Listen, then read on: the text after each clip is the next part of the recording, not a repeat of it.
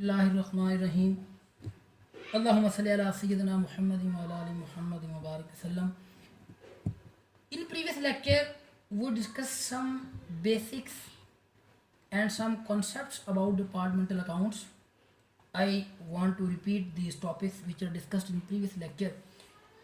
We have discussed about departmental accounts and three basic concepts: what we mean by departments, what we mean by departmentalization, and why we are preparing the departmental accounts. After these basic questions,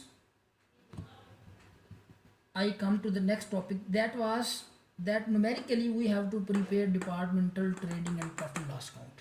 For preparing this trading and profit and loss account, we have some basic trading and profit and loss account which is for the company as a whole. For this we have these main items. And next topic is about dividing some common expenses which are incurred business as a whole. For example, direct expenses, for example, selling expenses, admin expenses, other expenses, other income. So these items which are incurred commonly in the business, but now for the purpose of departmental trading and profit and loss account, we have to allocate these items, we have to allocate these expenses. So what are the bases and what are the concepts regarding the allocation of these expenses? Departmental trading and profit and loss account, when we are going to prepare, there are different methods of preparing departmental trading and profit and loss account, but we want to report here the columnar form method of departmental trading and profit and loss account. When we prepare departmental trading and profit and loss account, we assign one column for each department, for each segment.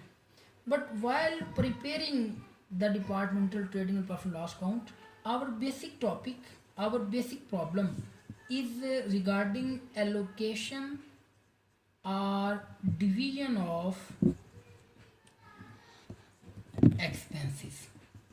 The expenses, the items which we incurred as a whole for the business. I want to give some examples. For example, we have a business having, you may say, three departments.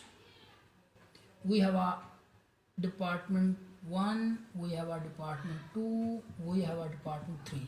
There may be any name, ABC, or you may say we have in department 1 we are selling books, in department 2 we are selling stationery, in department C we are selling different types of gifts. So these departments may be on the basis of different products, on the basis of their area, on the basis of their shops, on the other basis.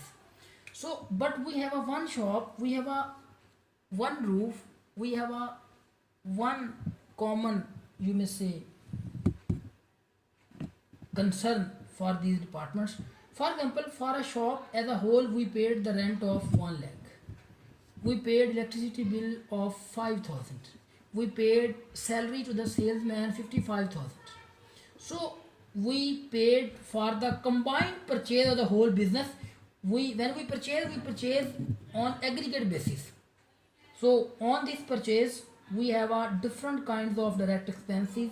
We incurred the, you may say, different kinds of other, you may say, utility expenses or advertisement expenses. Their amounts are 11,000. So no problem is how we have to allocate these expenses among these departments.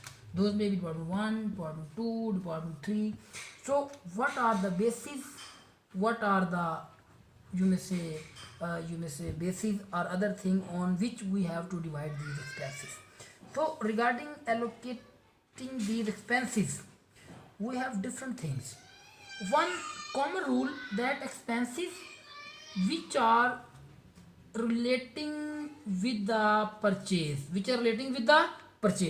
I have a different example. For example, we paid carriage, we paid wages, we paid loading and unloading, we paid traveling charges, we paid custom duties, etc. On purchase, we incurred different types of direct expenses. So these direct expenses may be allocated on the basis of purchase. I am discussing here the basis. These are the Start. so I am discussing here the basis on which the expenses may be allocated among different divisions, among different departments. So first one I discussed, that was about purchase.